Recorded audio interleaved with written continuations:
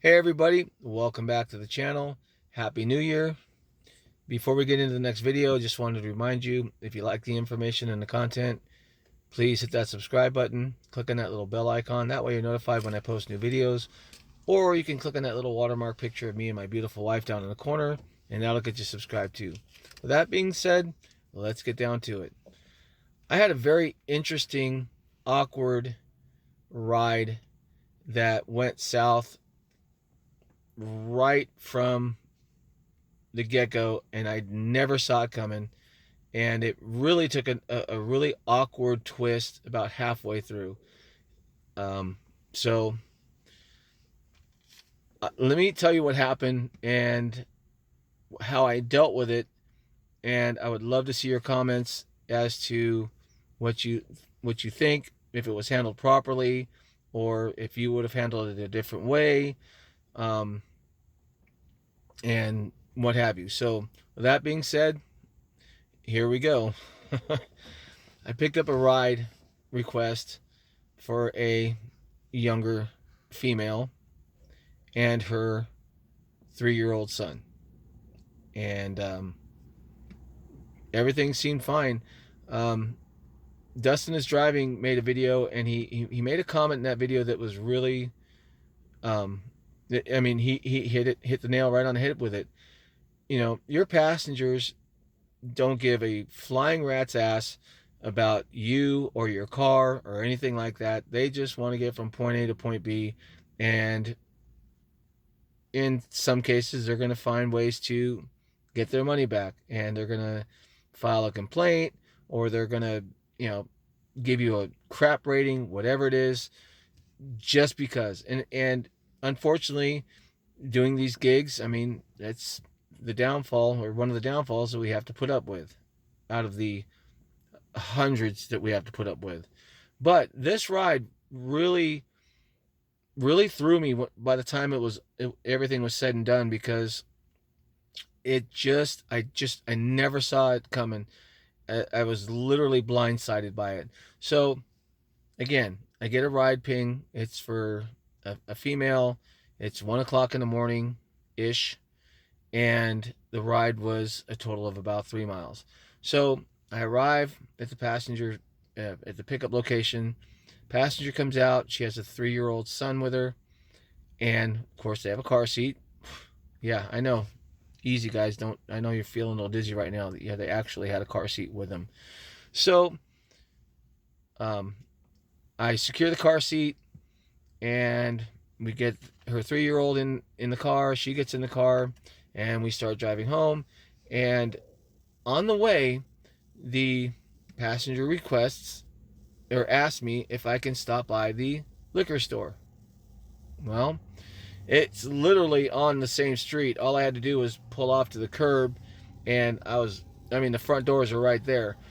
But I decided, I'm just going to pull into the parking lot and what have you. I probably shouldn't have stopped, but it wasn't busy. It was literally on the route, and it didn't take me out of the way or what have you. This is where this ride completely flipped into a nightmare. The mom gets out of the car and walks into the liquor store. Her son is still in the back seat. Who in the hell, what kind of parent calls for an Uber or a Lyft, has never met this person before, and then leaves their child in the car to run into a liquor store?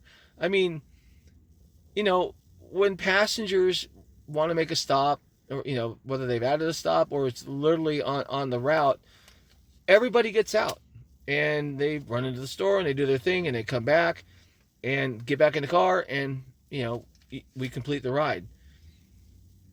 I was floored to watch this woman hand her 3-year-old her cell phone with something type of video playing on it, and get out of the car and walk into a liquor store. Now I've got this 3-year-old in the back seat of my car, and the parent's gone. She literally was in that store for about 5 or 6 minutes. Now, should I have called the sheriff's department? Probably. Would they have shown up before the parent got back and we left? Probably not. Um, should I have canceled the ride at that point? No, because there's a child in my car, and I canceled the ride, and now I've got an unaccompanied minor in my car with no insurance going, nothing, because that ride has been ended. So calling the sheriff's department was at that point not an option, because it would have just taken them too long to get to where I was anyway. And I didn't want to sit there and wait, which maybe I should have. I don't know. I would love to see the comments on I mean, God forbid I have to go through this again, or anybody should go through this, but I would love to see your comments. So what I immediately did is I clicked on the emergency mode of my dash camera on the interior of the car, and I adjusted it so you could see me in the front seat and you could see the 3-year-old in the back watching the phone. And I literally sat in my car with my hands on the steering wheel and did not move and did not say a word, with the exception of notating on the dash cam recording what had just happened. That was it. Aside from that, I just sat with my hands on the steering wheel in case mom decided she wanted to make some odd complaint. There's video, and we all know that trying to send in video is a crock and probably wouldn't help anyway, but that was the only thing at that time that I thought I could do. Again, like I said, calling the sheriff's department wasn't an option because they would have taken too long to get there anyway, and we would have been long gone. So mom gets back in the car, we continue the ride, and I drop her off. And actually it was at a hotel, but her man was there, and he opened the door and he grabbed his, I believe it was his son, and they got out of the car, and I ended the ride. I then shut my app off, contacted Uber support, and documented everything with them, told them exactly what happened, and they said what they would normally say: well, we will escalate it to the proper team and we'll notify you by email with the outcome, or if we need any more information. Of course, anytime anything gets escalated and they say they're going to email you, 99% of the time you don't get an email. And if you do get an email, it's a bot response that says, we have contacted the passenger and let them know that that type of behavior is against community guidelines and against the terms of service, and continued violations can or may get you deactivated. I was so pissed off when I made that phone call. I was telling Uber they need to deactivate her right now. That was the dumbest thing anyone's ever done. Who leaves their kid in a car with a stranger? I mean, that's just foolish. And just when you thought the video was over, the next morning, or the next day, I'm going to log on to my account, and I realized that my daily, dollar amount or whatever says negative X amount of dollars. So where the hell did that come from? So I called Uber. I filed a report and documented everything. Told them I had dash cam footage of her walking out of the car, of me sitting in the driver's seat while this 3-year-old was in the back seat, and I would be more than happy to send them the footage to show them what happened. They didn't want it. They didn't care. They did their little phone stuff, and like I said earlier, and what have you. The passenger called Uber sometime during the night and told Uber that I picked up the wrong person. Uber took the fare back. Really?